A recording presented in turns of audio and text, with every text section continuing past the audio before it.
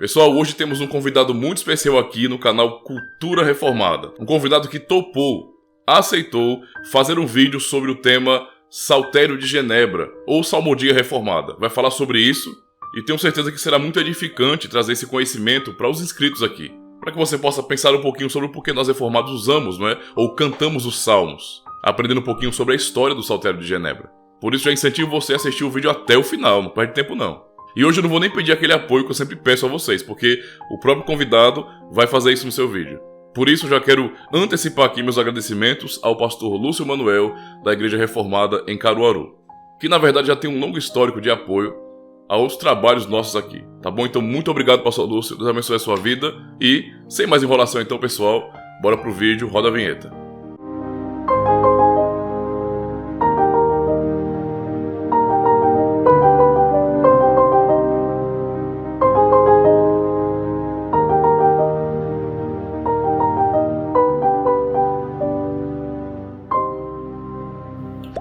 A pedido do canal Cultura Reformada, eu vou falar um pouco sobre o Saltério de Genebra. Mas antes, se você ainda não assinou esse canal, faça como eu, vai lá, assina, ativa o sino e compartilha com quem você quiser, tá bom? A propósito, você sabia que o Saltério de Genebra, no ano que vem, 2022, ele vai completar 460 anos? Merece ou não merece uma festa, pastor Ademir?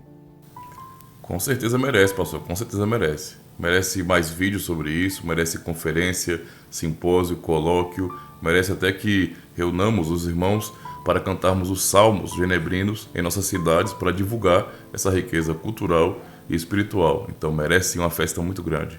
E como parte das comemorações dos 460 anos do Saltério de Genebra, eu quero dar minha singela contribuição, oferecendo uma pitada de história sobre a composição e também falando um pouco sobre a aceitação do Saltério de Genebra.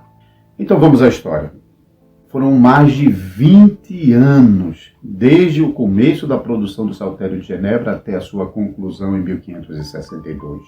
O Saltério de Genebra ficou conhecido por esse nome, é claro, porque ele foi concluído em Genebra, na Genebra de Calvino. Calvino não queria que o cântico nos cultos ficassem restritos ao clero, como vinha acontecendo na Igreja de Roma.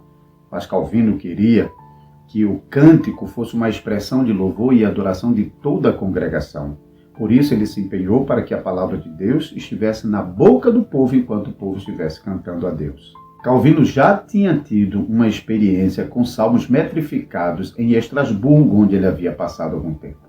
Em 1539, enquanto pastoreava uma pequena congregação de refugiados franceses em Estrasburgo, Calvino iniciou o seu trabalho de metrificação dos salmos. Lembrando que Calvino já havia passado por Genebra anteriormente, dos anos de 1536 a 1538, junto com Guilherme Farel, fora expulso e então se refugiara em Estrasburgo. Calvino pediu ajuda de algumas pessoas ligadas à música para então participar do trabalho de metrificação dos salmos. Entre ele, Clement Marot, um renomado poeta na França e em toda a Europa. Posteriormente, quando Calvino retornou a Genebra em 1541, ele retomou os trabalhos de metrificação dos salmos e em 1542, mais um grupo de salmos já havia sido metrificados para serem cantados na Igreja de Genebra, na Catedral de Saint-Pierre. Muitos outros nomes estiveram associados à metrificação do Saltério de Genebra, como Teodoro Beza, que contribuiu com as letras do Salmo. Então, em 1562, 23 anos depois do início da metrificação dos Salmos, o Saltério de Genebra estava completo com os seus 150 salmos metrificados.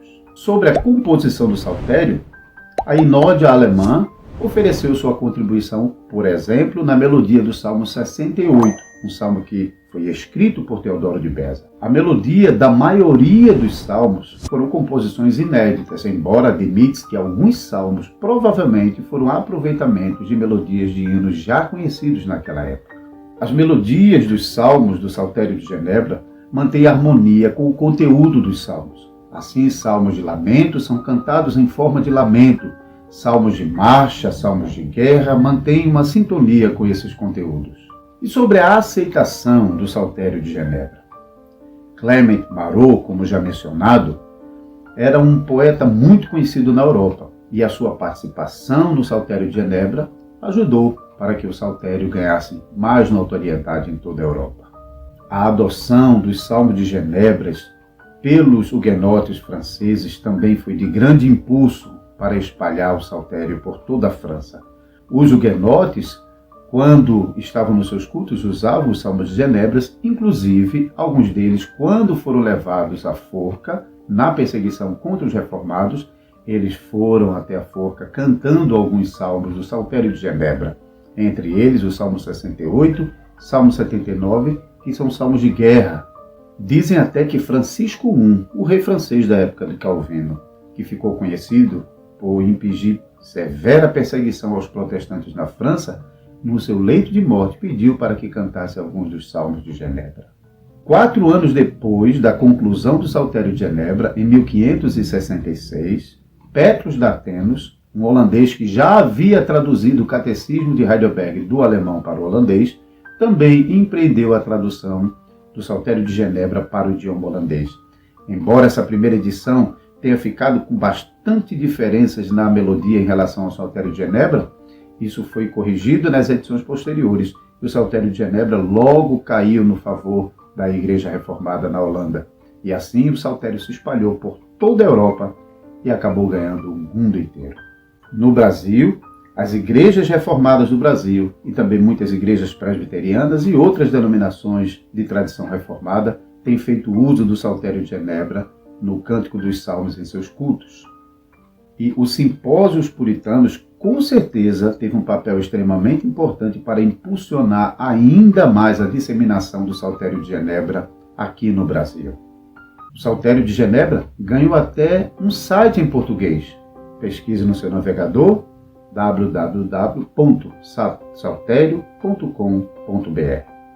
Para concluir, quem pensa que as melodias de Genebra são difíceis de serem cantadas apenas para brasileiros acostumados a cantar sabor de mel, fiquem sabendo que já na época de Calvino, muitas pessoas reclamavam que era difícil cantar algumas melodias do Saltério genebrino.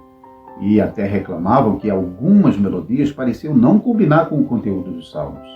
Eu quero dar o crédito para boa parte daquilo que eu falei aqui nesse vídeo para o artigo publicado pela revista Diaconia, quase 450 anos de Saltério genebrino.